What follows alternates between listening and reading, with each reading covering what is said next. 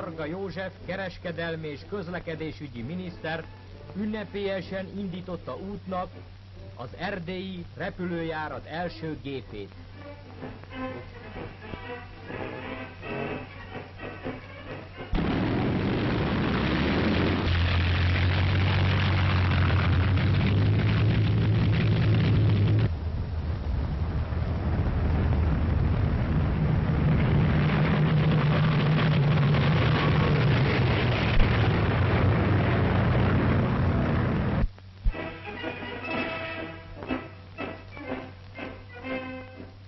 A 19. árkád század a bevonulás után a román úttorlaszokból igen rövid idő alatt hidat épített a Sebeskőrösön, Örvény és Mezőteleki községek között. A híd elkészítése előtt csak egy cigányrévész csónakja tartotta fenn az összeköttetést a két part között. A két község lakosságának ünnepélyes keretek között adták át az új hidat.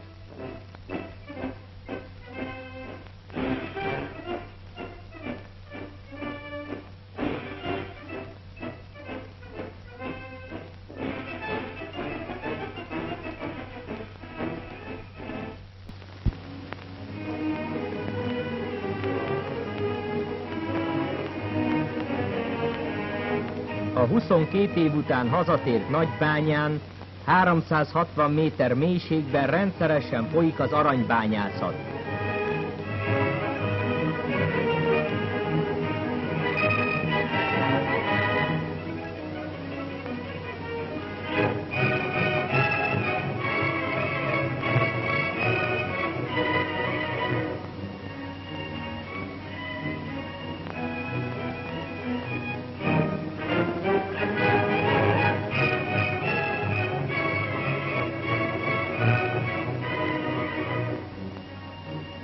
Az aranyat 1200 Celsius fokon olvasztják.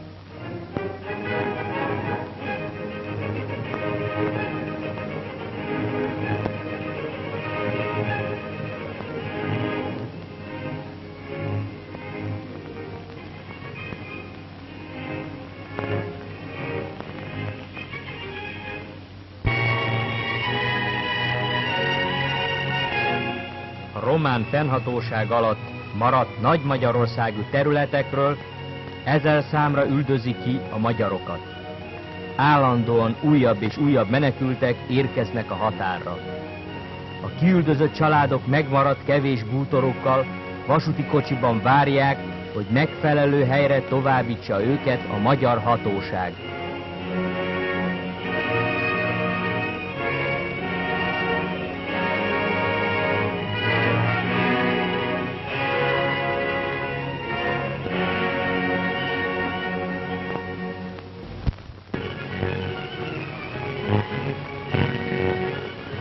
Vitéz Boncos Miklós államtitkár, menekültügyi kormánybiztos meglátogatta a román megszállás alatt maradt erdélyi területekről kiüldözött magyarok táborait.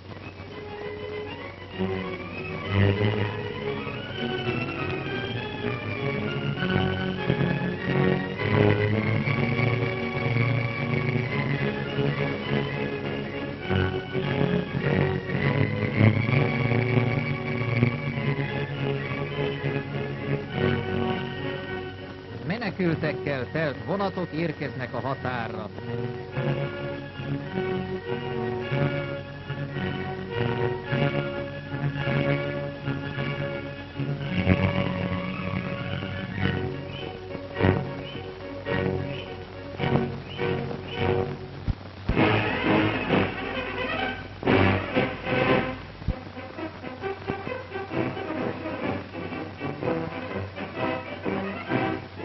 A Máramaros és Ugocsa vármegyei volt 85. és 103. gyalogezred bajtársai Máramaros vármegye felszabadulása alkalmából ezrednapot rendeztek.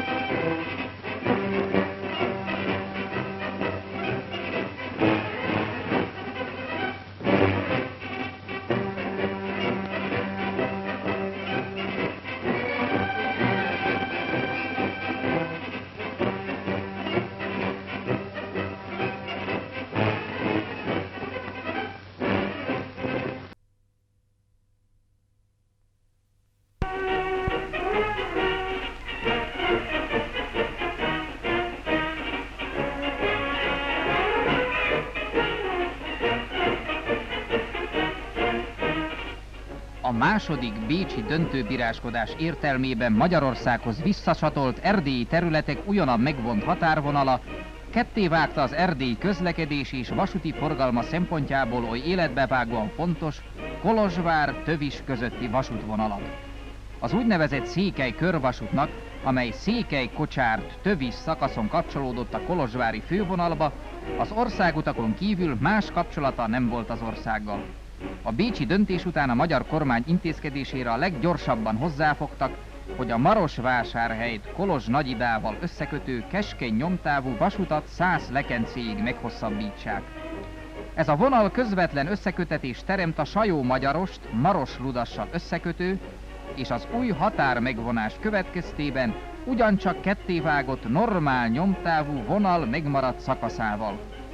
A honvédség vasútépítő századai 2,5 hónapi munkával végezték el a nagyszabású feladatot, és ezzel megteremtették a vasúti összeköttetést a Székelyfölddel.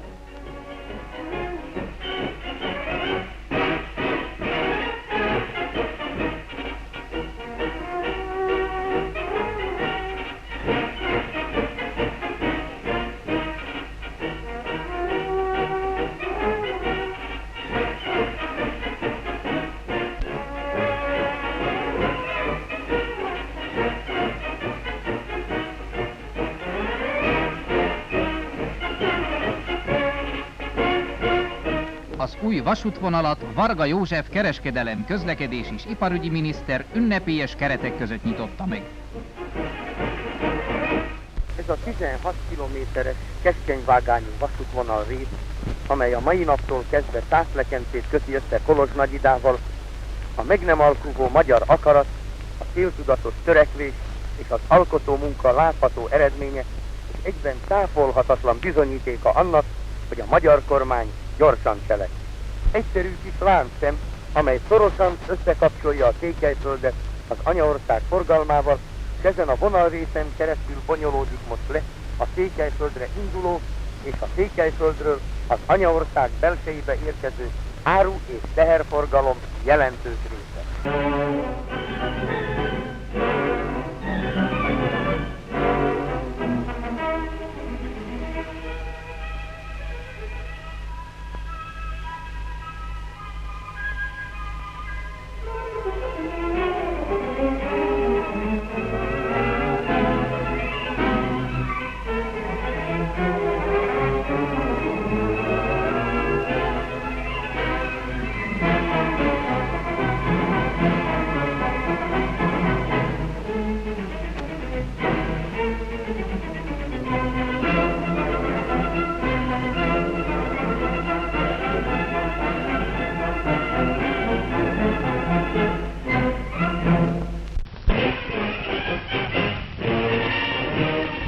Erdélyben bevonultak az első honvédújoncok.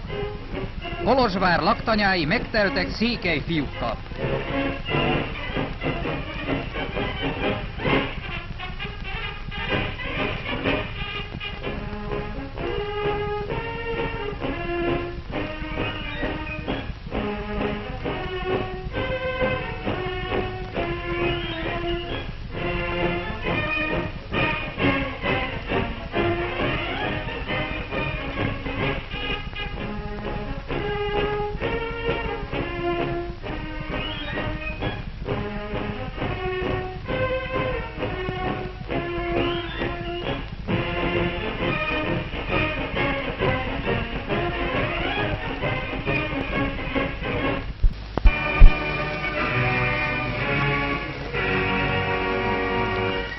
A Székelyföldre vezető Szeretfalva és Déda között épülő normál nyomtávú vasútvonalon Monorfalva mellett 807 méteres alagútat építenek.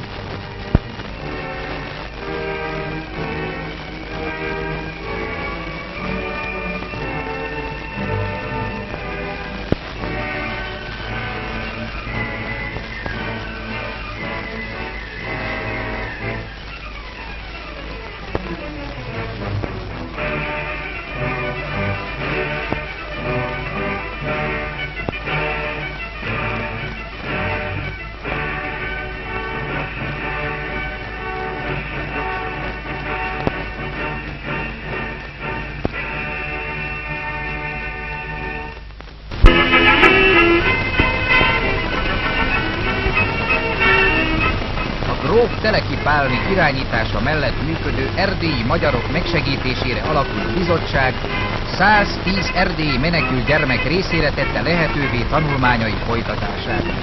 A gyermekeket orvosi vizsgálatnak vetették alá, megküröztették és új ruhával, új cipővel látták el. Ezt a munkát azoknak a 20 filléres Erdélyért felírásra ellátott jelvényeknek a jövedelméből fedezik, amelyek ma már 100 000-eknek gombjukában láthatók.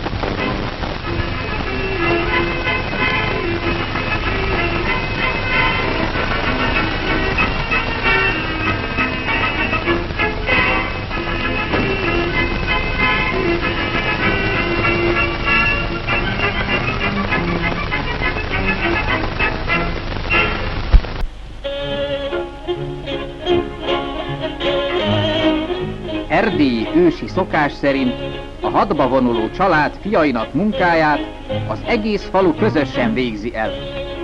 Díszes ünneplőbe öltözve vonul végig a falu Méra utcáin, hogy összegyűjtsék és behordják a bevonultak családjainak szénáját.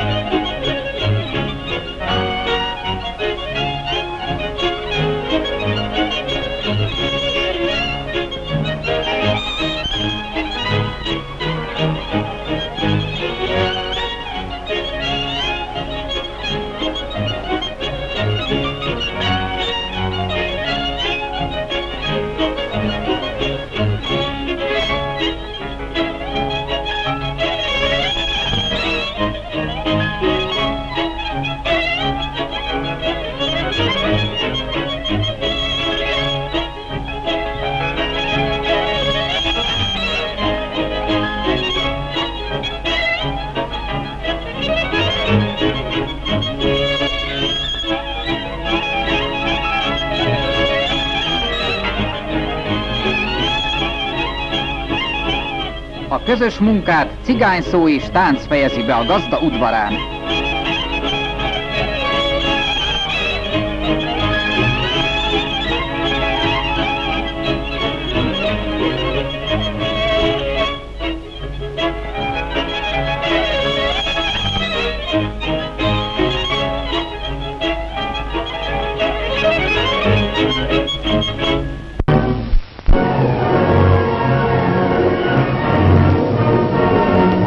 Az erdélyi hegyekből lezúduló szokatlanul nagy vízmennyiség több helyen számottevő kárt okozott. A Királyhágónál a Kőrös alámosta is átszakította a vasúti töltést.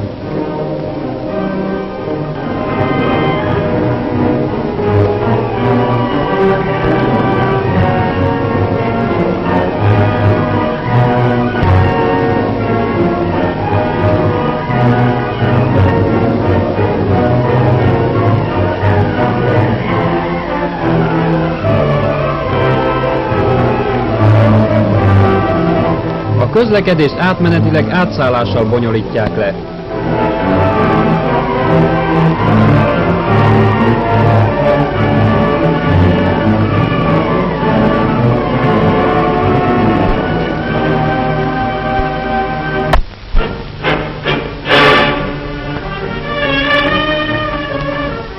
Ünnepélyes keretek között nyitották meg a gyors fegyvernem hadapród iskoláját a Székelyföldön.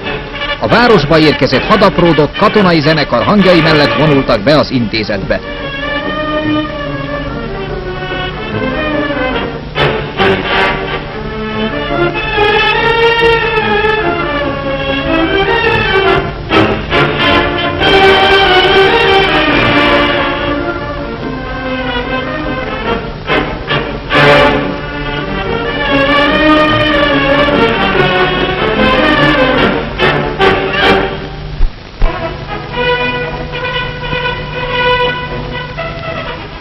A kolozsvári hadtest nagyszámú közönség jelenlétében a testőrség spanyol lovasiskolájának részvételével rendezte az első erdélyi lovasmérkőzést és bemutatót az egyetem sporttelepén.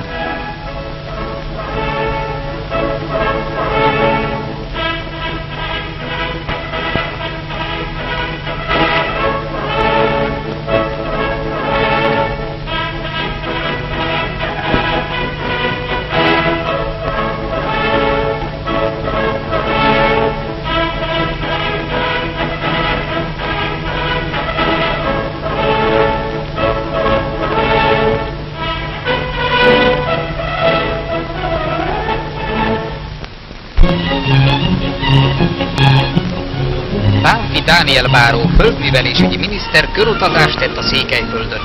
A miniszter a helyszínen tanulmányozta a gazdasági helyzetet, és mindenütt meghallgatta a gazdák kívánságait.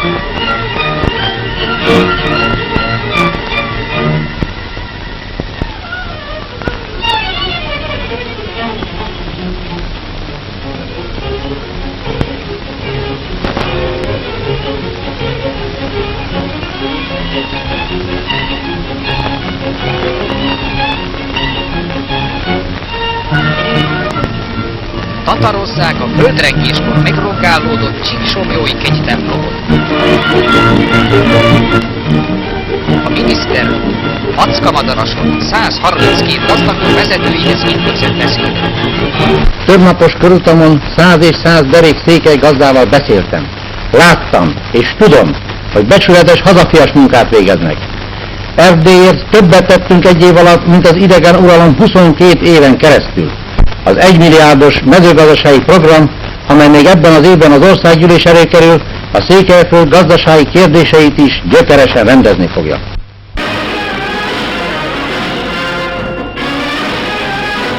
A magyar repülés kolozsvári seregszemléjén vitorlázó és motoros műrepülést mutattak be.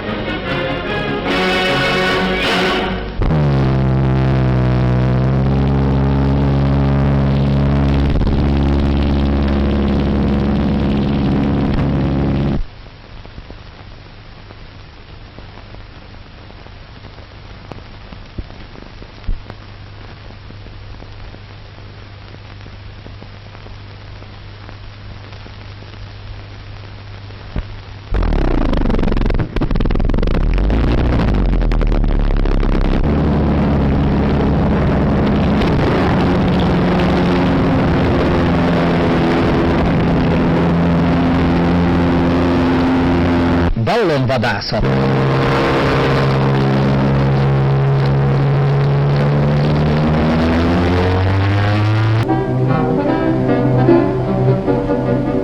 Az erdélyrézi Hangya kibédi telepén az idősebbeket facipők készítésére, a fiatalságot pedig dísztárgyak és játékok faragására tanítják.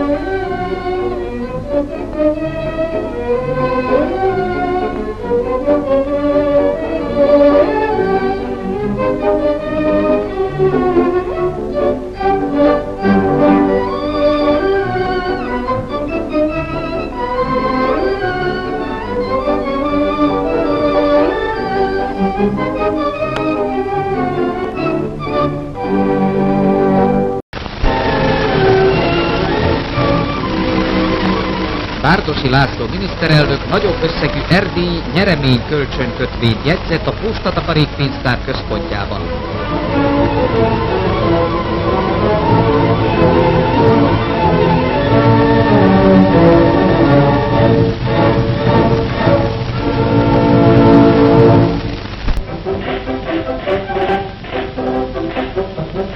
Kolozsváron élénken készülnek a síidényre. A Hólya erdőben 100 levente munkás részvételével 30 méter magas ugrósáncot építenek.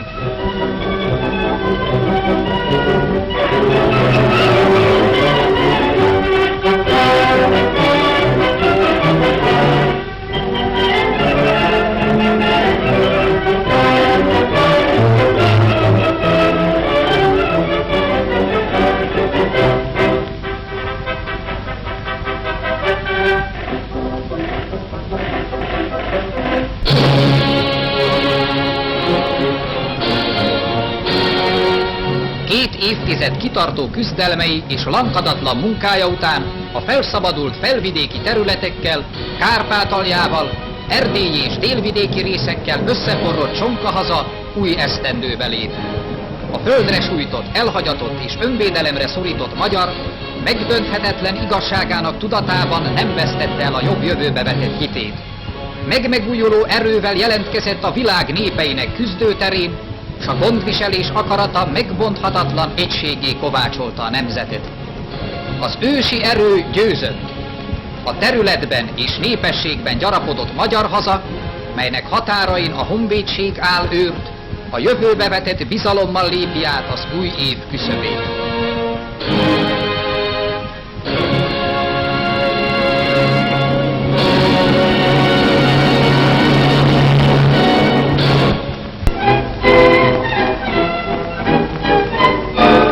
A Székelyföldnek az ország vasúti hálózatával még nincs közvetlen kapcsolata. A személy- és áruforgalmat Szeretfalva és Szászrégen között egyenlőre átszállással, illetőleg átrakodással bonyolítják le.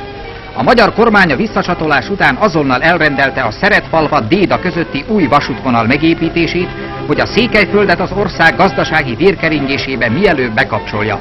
Az újonnan létesítendő 48 kilométeres vasútvonal 2 alagúton halad keresztül, melyek közül az egyik 1000 méteres hosszával Magyarország leghosszabb alagútja lesz. A Kereskedelemügyi Minisztérium legfőbb irányítása mellett az államvasutok az erdélyi zord téli időjárás ellenére megfeszített ütemben végzi a vasútépítés munkáját. A hatalmas építkezésnél közel 15 000 munkás dolgozik állandóan. A munkások ellátását a vonal mentén hatalmas szervezet bonyolítja le.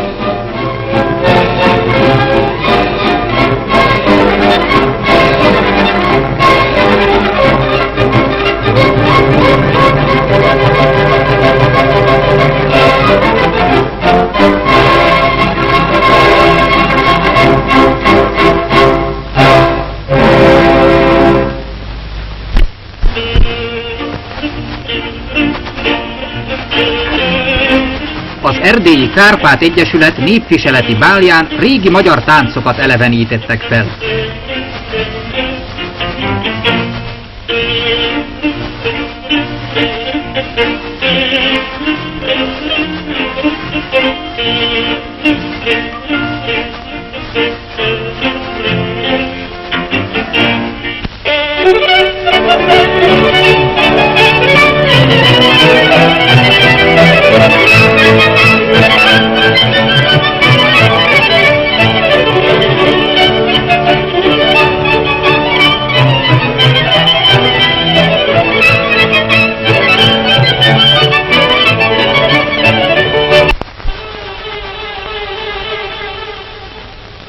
A visszacsatolt erdélyi területek óriási feladatok elé állították a magyar vasútépítést.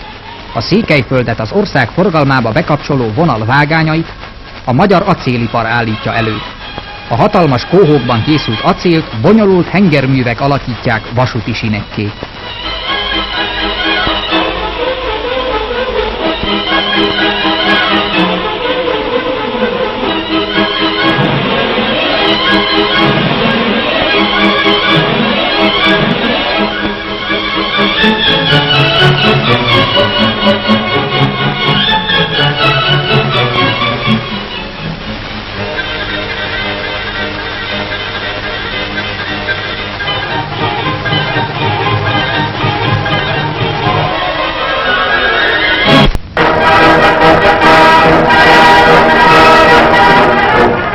Szeretfalva és Nagysajó között elkészült a Dédáig vezető összekötő vasútvonal első 18 kilométeres szakasza. Varga József kereskedelem, közlekedés és iparügyi miniszter megtekintette a lendületesen haladó építkezés munkálatait.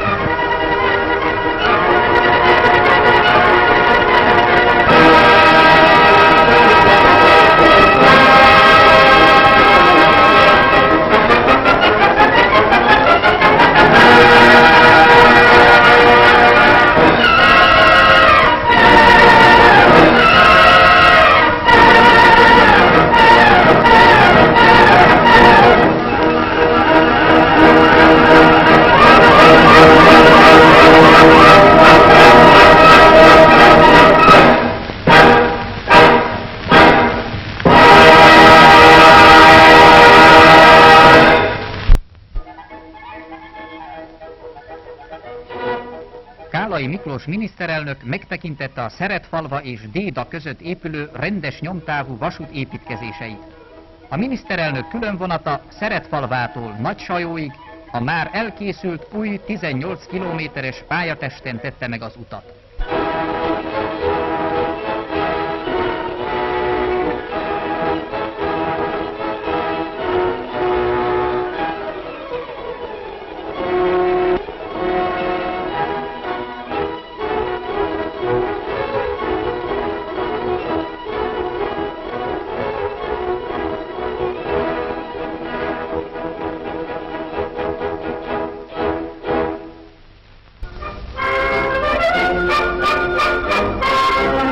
Kolozs megyei Jegenyei üdülőtelepen 2 hetenkénti felváltással mintegy 600 erdélyi gyermek tölti a nyarat. Az üdülők, akik főképpen hadba vonultak és bányászok gyermekei, pihenésen kívül lelki nevelésben is részesülnek.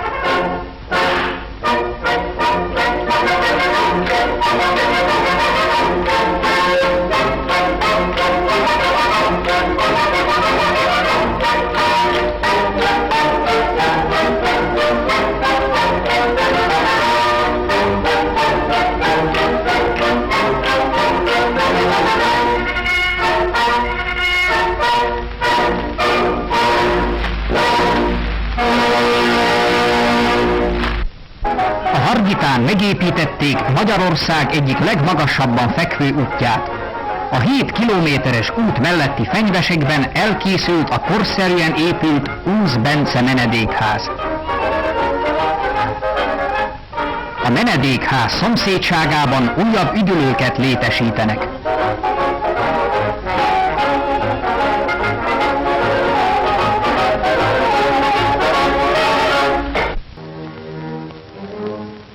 A honvéd csapatok bevonulásának második évfordulóján leplezték le ismét Zilah főterén Erdély nagyfiának, Wesselinyi Miklósnak írt szobrát, Fadrusz János alkotását. A szobrot a megszállás alatt ismeretlen tettesek ledöntötték. A merénylet után a zilahi magyarság elrejtette, hogy megmentse a beolvasztástól. Az ünnepi beszédet Szinnyei Merse Jenő kultuszminiszter mondotta. De Wesselényi példát mutat, hogy mindenütt ott legyünk, ahol veszedelemben forog a magyar élet. A pesti árvíz alkalmával ő volt a híres árvízi hajós, aki a magyar élet megmentése érdekében szembe mert szállni az elemek haragjával. Nagyszerű férfi erőit és lobogó lelkét bőségesen áldozta, pazarolta országának, nemzetének és népének érdekében.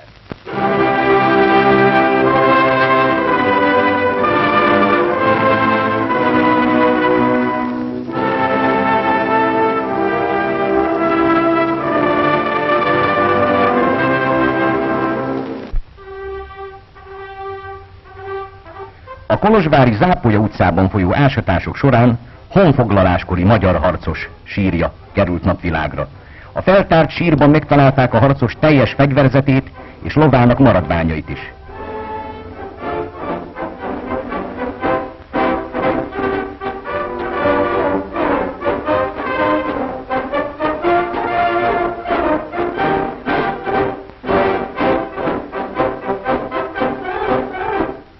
értékes leletekünk 9 mázsa földdel együtt emelték ki, és katonai díszkísérettel az Erdélyi Múzeumba szállították.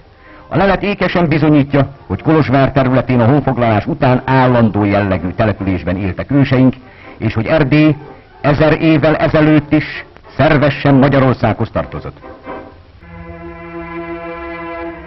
A kolozsvári Magyar utcai református templomban nyugovó első és második Apafi Mihály fejedelmek és hitvesük hamvait a város és egész Erdély magyarságának tiszteletadása mellett a Farkas utcai református templom kriptájában helyezték végső nyugalomra.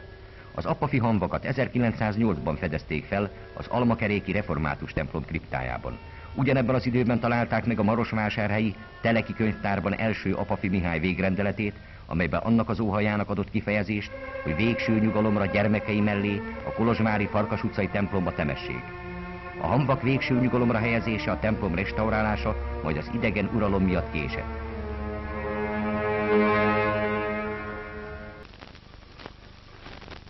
Évente egyszer nyírja Erdély havasi pásztornépe a birkák szőrét, híres házi főztesének gyapjú anyagát.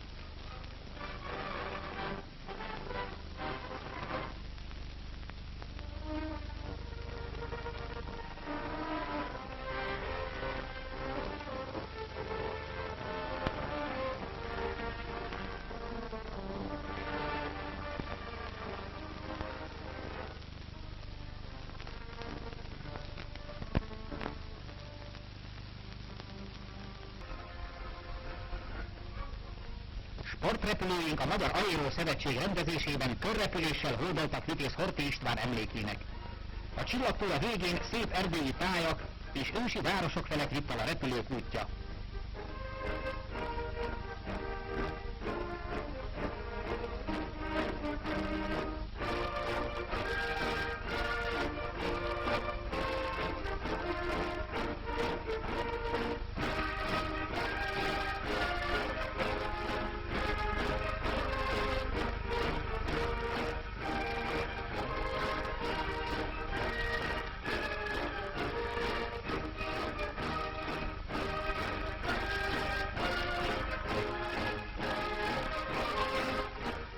Marosvásárhelyen az emléktórát érdekes repülőbemutatók követték.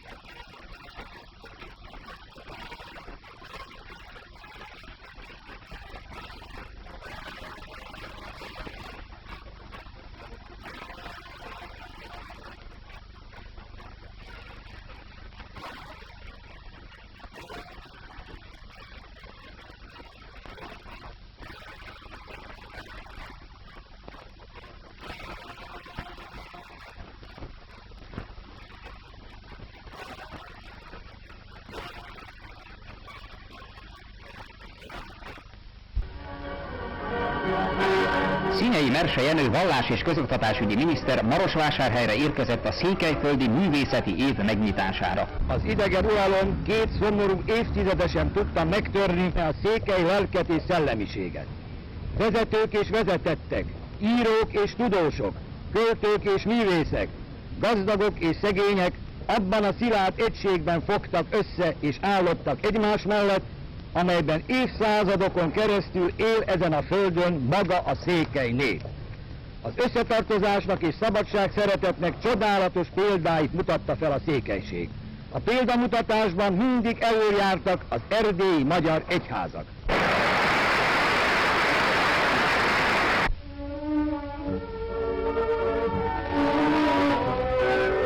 Az ünnepélyes megnyitás után a miniszter megtekintette a közművelődési palota képtárának kiállítását, majd látogatást tett a híres Teleki TK-ban, ahol könyvkötészeti kiállítást nyitott meg.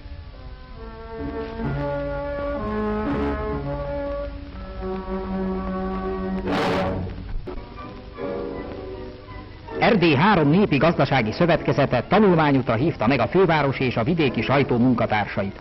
A 3 nagy gazdasági szervezet együttműködésének biztosítására Gyidófalván hajlékot épített, amelyet nagyszámú közönség jelenlétében avattak fel.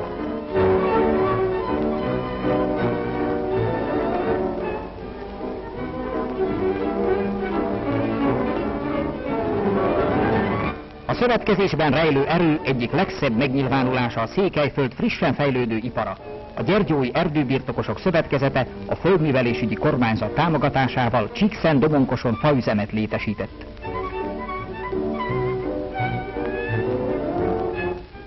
Az erdélyrészi hangyaközpontnak Medgyesfalván korszerű ipartelepe működik. A meghívott újságírók sorra látogatták a különböző üzemeket.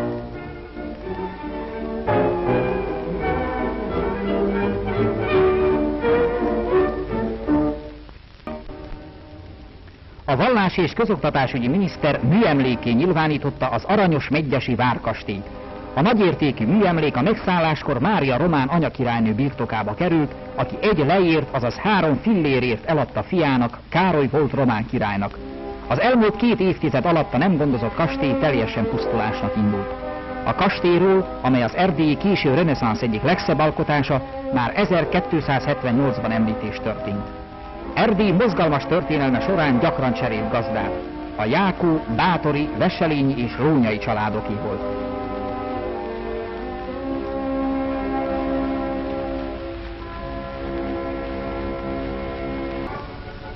Észak-Erdély visszatérése óta egyre több lehetőség nyílt a síkiképzés fejlesztésére.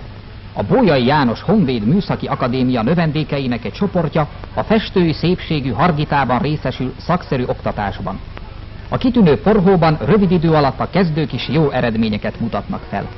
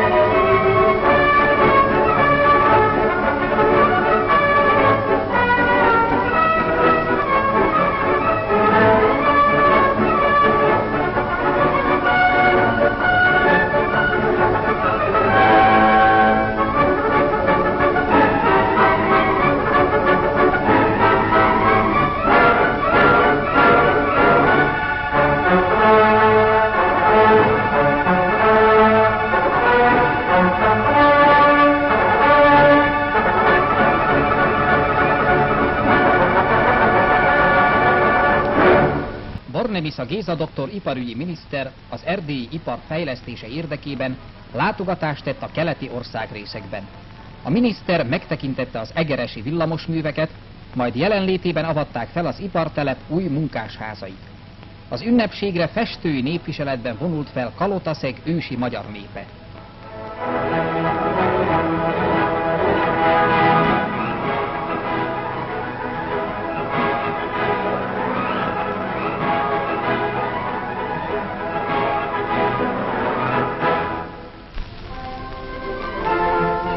Húsvét. Az erdélyi hegyek völgyeiben lassanként belopózik a tavasz. Kalotaszeg ősi magyar népe felöltve színpompás ünneplő ruháját az Isten házába megy.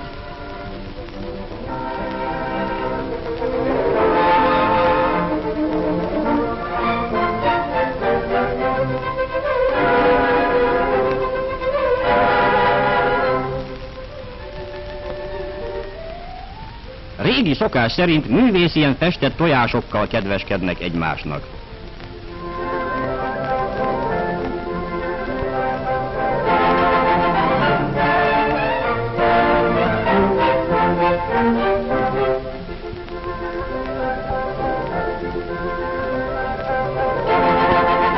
Húsvét hétfőjének vidám hangulatában a legények meglocsolják a lányokat.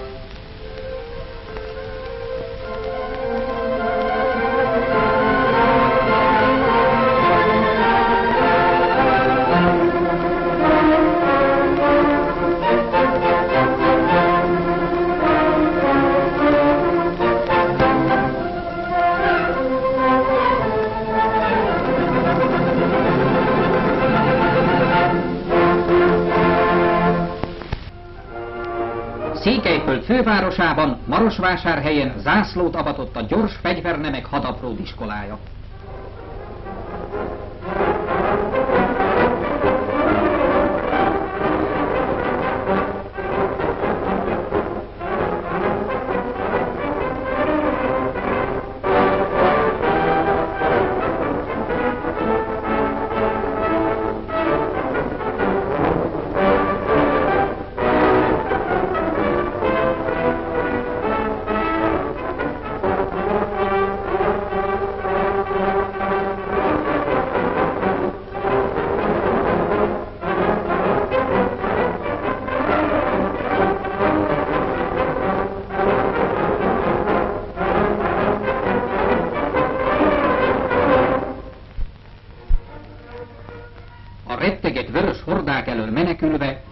200 000 ukrán, kalmük, kirgiz, cserkesz, vogó, mongol és tatár lépte át erdélyi hágóinkat. Kiki azt hozza magával, ami legkedvesebb volt neki. Elhozták lovaikat, tevéiket és menthető motyóikat.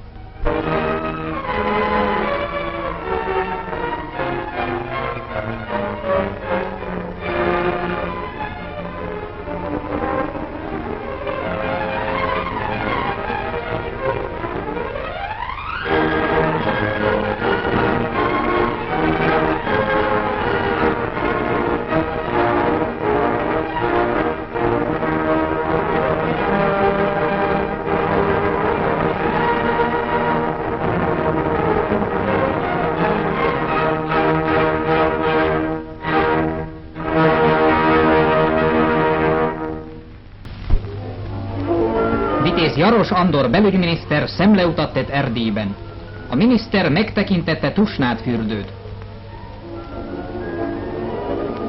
Sepsiszentgyörgyön Háromszék vármegye főispánja fogadta. A belügyminiszter a megyeházán beszédet mondott a székelység történelmi szerepéről. Csíkszeredán színpompás népviseletben várták a minisztert. A székelykeresztúri országzászlónál magyar ruhás kisleányok sorfala fogadta Vitéz Jaros Andor belügyminisztert. Udvarhely vármegye határán, Szentegyházas faluban köszöntötték a minisztert.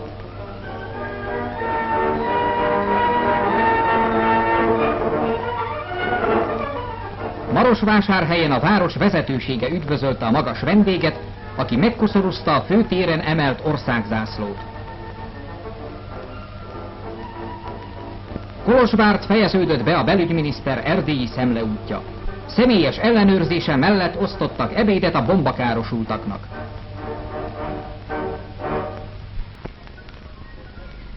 A Kárpátok és Erdély fenyőkoszorúzta bércei, mint már annyiszor történelmünk során, ismét súlyos védelmi harcok színhelyei.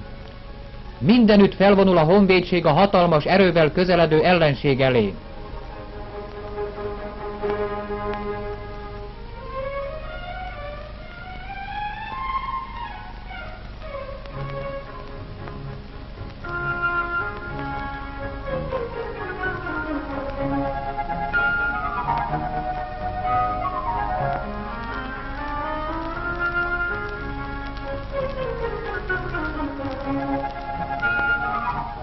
Egyik géppuskás századunk megérkezett kijelölt állásába.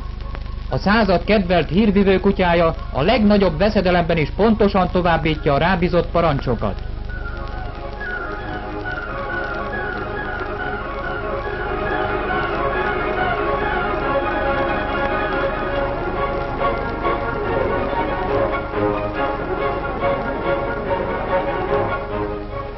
A Magyar Honvéd 1000 éves jogunkban és történelmi küldetésünkben bízva legendás hősiességgel küzd hazánk ősi földjének védelmében.